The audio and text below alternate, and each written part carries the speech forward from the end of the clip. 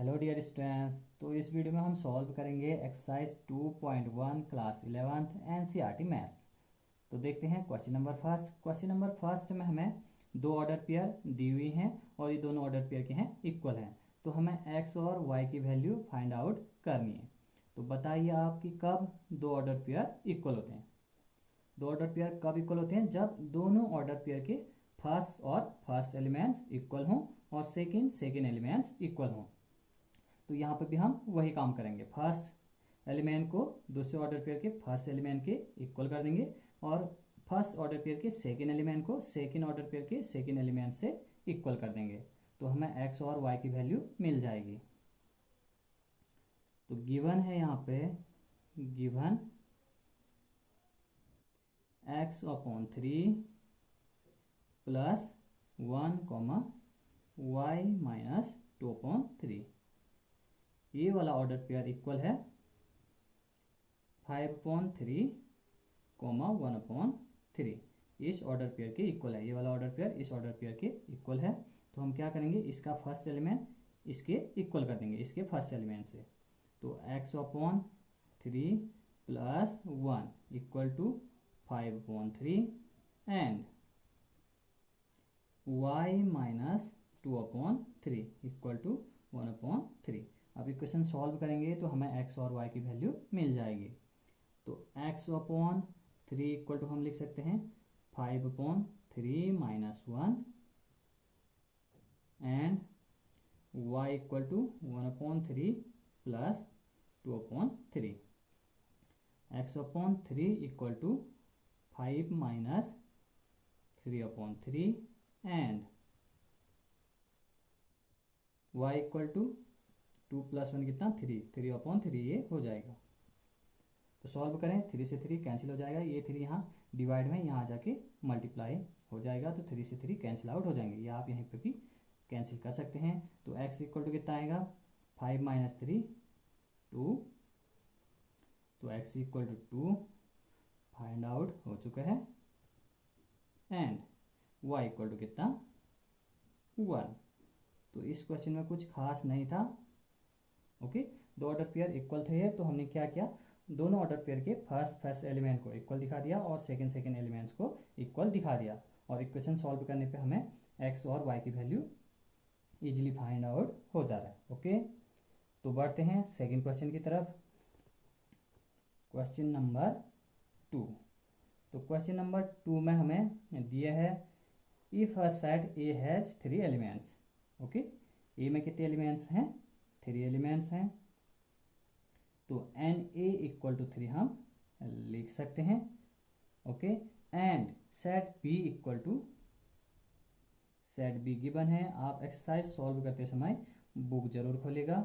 Set B equal to है 3 4 and 5। Then find the number of elements in A cross B. तो हमें बताना है कि एन ए क्रॉस बी में कितने एलिमेंट्स होंगे। ओके, तो गिवन है एन ए इक्वल टू 3 और सेट बी गिवन है। तो बी में 3 एलिमेंट्स हैं 3 4 एंड 5। तो हम लिख सकते हैं एन बी इक्वल टू कितना 3।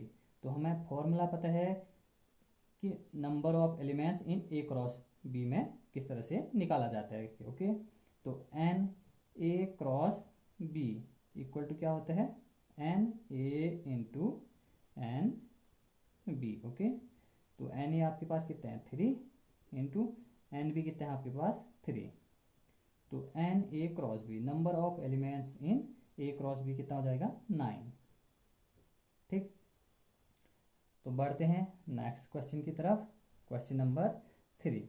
तो क्वेश्चन नंबर 3 में हमें दो सेट्स दी हुई हैं, set G and set H. Question number 3। तो गिवन है set G, G equal to आपका है 7,8 और सेट एच गिवन है, इसके एलिमेंट्स है 5 4 2। तो हमें फाइंड करना है find G cross H and H cross G, Cartesian product of G and H and Cartesian product of H and G हमें फाइंड आउट करना है। ओके, तो इंट्रोडक्शन वीडियो में हमने अच्छी तरह से समझाया था कि किस तरह से दो सेट का कार्टेशियन प्रोडक्ट या दो सेट का प्रोडक्ट फाइंड आउट किया जाता है। तो हमें फाइंड करना है G cross H।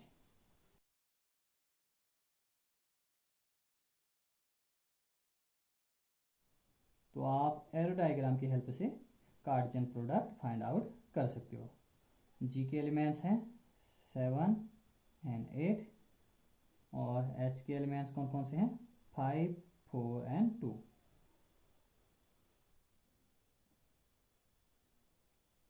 Five, 4 and 2।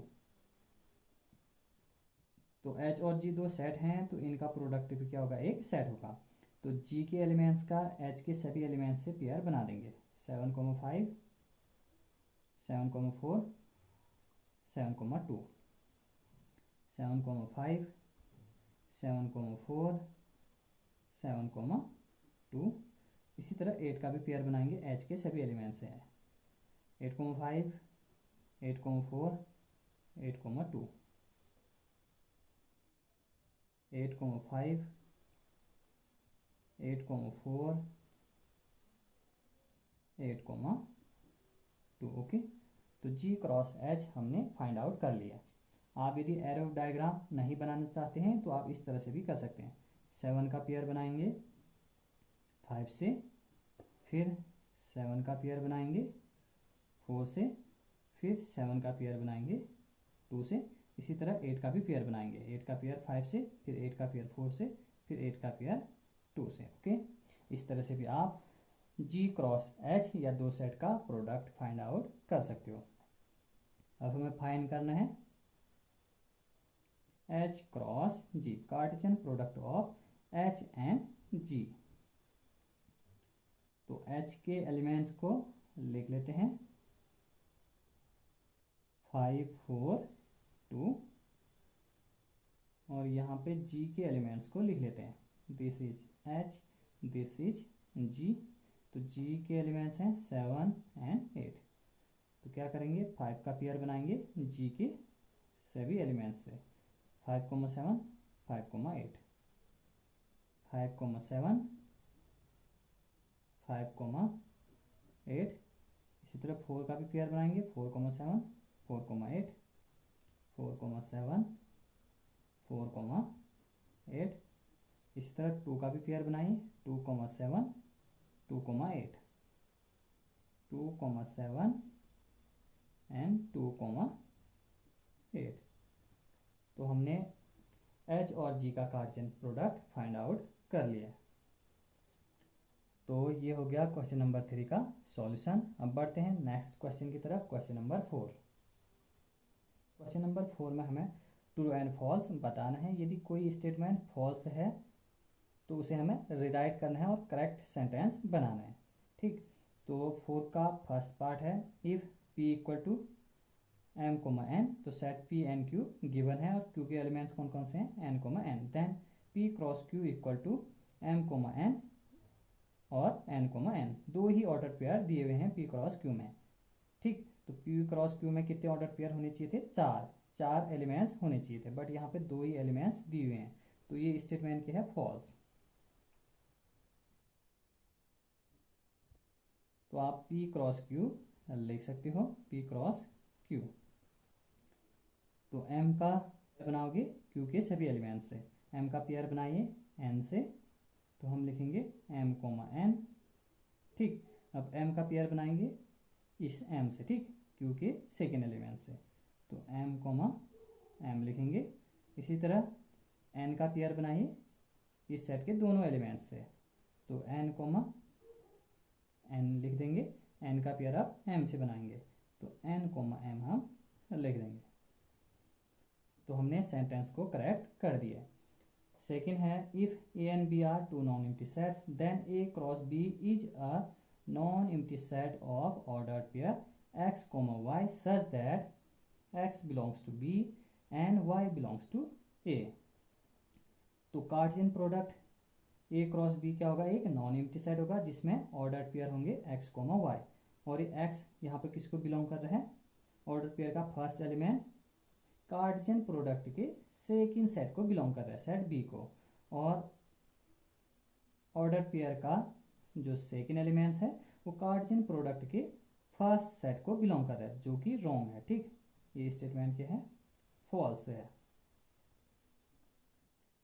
Order pair का फर्स्ट एलिमेंट हमेशा कार्टेशियन प्रोडक्ट के फर्स्ट सेट को बिलोंग करता है, और ऑर्डर पेयर का सेकंड एलिमेंट कार्टेशियन प्रोडक्ट के सेकंड वाले सेट को बिलोंग करता है। तो यहाँ पे लिखा होना चाहिए था x belongs to a and y belongs to b। Okay, आप कंप्लीट सेंटेंस लिखोगे, if a and b are two non-empty sets then a cross b is a non-empty set of ordered pair x comma y such that x belongs to a and y belongs to b। इस तरह से आप correct statement लिखोगे। Third part, set A given है और set B given है, then A cross B intersection five equal to five given है। तो हमें चेक करना है कि ये जो स्टेटमेंट है ट्रू है या फॉल्स है। तो देखते रहें इसको, ए क्रॉस बी इंटरसेक्शन फाइव। तो जब आप फाइव के साथ सेट बी का इंटरसेक्शन निकालोगे तो क्या आएगा, फाइव ही आएगा। तो इसकी जगह हम लिख सकते हैं फाइव। अब सेट ए का प्रोडक्ट निकालना है एम्प्टी सेट फाइव से। ओके, तो फाइव में तो कोई भी एलिमेंट्स नहीं होंगे, तो आप सेट ए का कार्टेशियन प्रोडक्ट फाइव से नहीं निकाल सकते। एम्प्टी सेट से आप सेट ए का प्रोडक्ट नहीं निकाल सकते। ठीक, कोई भी एलिमेंट्स नहीं आएगा, कहने का मतलब ये है। सेट ए का एम्प्टी सेट फाइव से जब हम कार्टेशियन प्रोडक्ट निकालेंगे तो कोई भी एलिमेंट्स नहीं आएगा, क्योंकि फाइव में कोई भी एलिमेंट्स नहीं है, तो हम कोई भी ऑर्डर पेयर नहीं बना पाएंगे। तो हम यहाँ पे लिखेंगे फाइव। ठीक, तो ये वाला स्टेटमेंट क्या है, ट्रू है।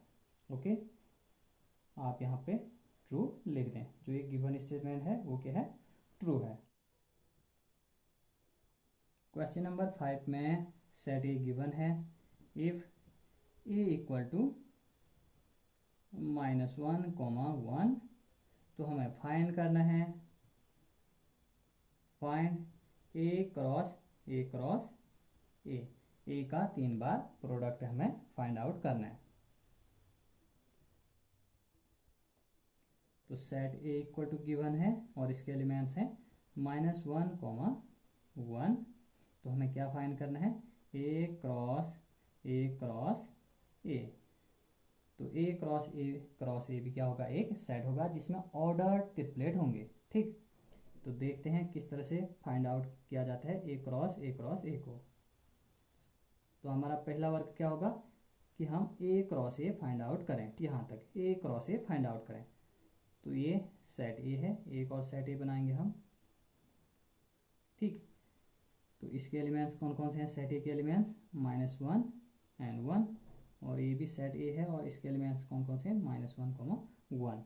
ओके, तो अब इस -1 का इस सेट ए के दोनों एलिमेंट्स से पेयर बना देंगे, -1, -1, और -1 का 1 से भी पेयर बनाएंगे। तो हमें क्या फाइंड आउट होने वाला है, ए क्रॉस ए। तो -1, -1 लिख देंगे और -1 का 1 से भी हम पेयर बनाएंगे, -1, 1। इसी तरह 1 का भी पेयर बनाएंगे, 1, -1 और 1, 1, 1, -1, 1। ठीक, तो हमें क्या फाइंड आउट हो चुका है, ए क्रॉस ए। बट हमें क्या निकालना है, ए क्रॉस ए। तो ए क्रॉस ए एक सेट हमें फाइंड आउट हो चुका है। ठीक, ए क्रॉस ए क्या है, एक सेट है। तो इसके एलिमेंट्स को हम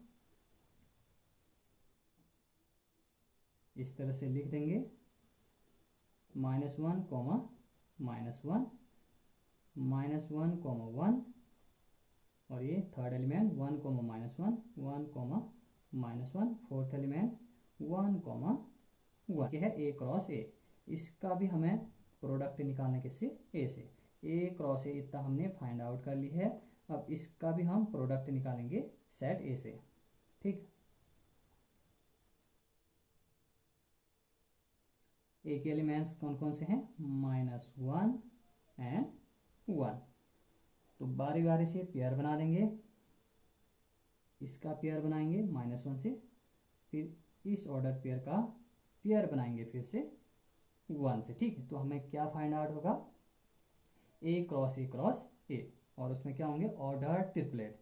तो -1, -1, -1, -1, -1, -1, ये फर्स्ट ट्रिपलेट है। इसी तरह -1, -1, -1,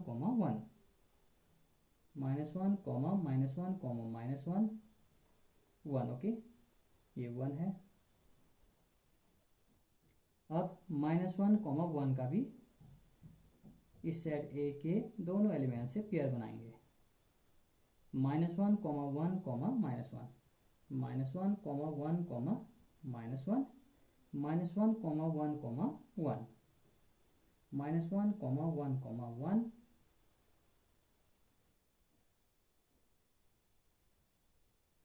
ये 1 है। अब 1, -1 का भी पेयर बनाएंगे ए के दोनों एलिमेंट्स से। इस तरह से 1, -1, -1, 1, -1, -1,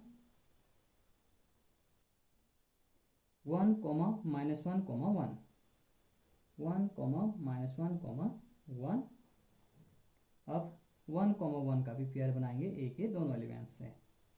1, 1, -1, 1, 1, 1, 1, 1, -1, 1, 1। तो इस तरह से हम फाइंड आउट कर सकते हैं ए क्रॉस ए क्रॉस ए को। ओके, तो टोटल कितने एलिमेंट्स आए, 1, 2, 3, 4, 5, 6, 7, 8। फॉर्मूले की हेल्प से भी हम चेक कर सकते हैं कि ए क्रॉस ए में कितने एलिमेंट्स होंगे। तो सेट ए में कितने एलिमेंट्स थे, 2। तो n A cross A equal to क्या होगा, n A into n A. तो सभी सेट ए में दो दो एलिमेंट्स हैं, तो हम मल्टीप्लाई कर देंगे 2 इंटू 2 इंटू 2, तो कितना आएगा 2 2 जा 4 2 जा 8। तो यहाँ पर भी टोटल कितने एलिमेंट्स हैं, 8। ठीक, इस तरह से आप चेक भी कर सकते हैं कि ए क्रॉस ए में कितने एलिमेंट्स होंगे।